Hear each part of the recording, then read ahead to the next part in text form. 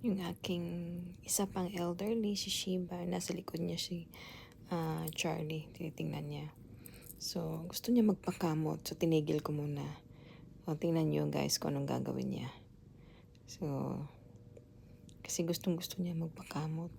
Ayan. Ayan. O, hawakan niya yung kamay ko. Kasi gusto niya magpakamot. So, kakamutin natin siya ulit. So, ayan. So, sarap na sarap siya dyan. Nagpo-purr nga siya eh. Happy siya.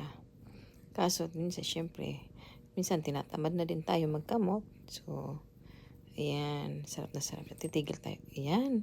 Gusto niya ulit. Tapos yan, guys. No, ayaw na niyang bitawan yung kamay ko. Kasi gusto niya na, gusto niya lang talaga magpakamot. Sarap na sarap siya pagpapakamot.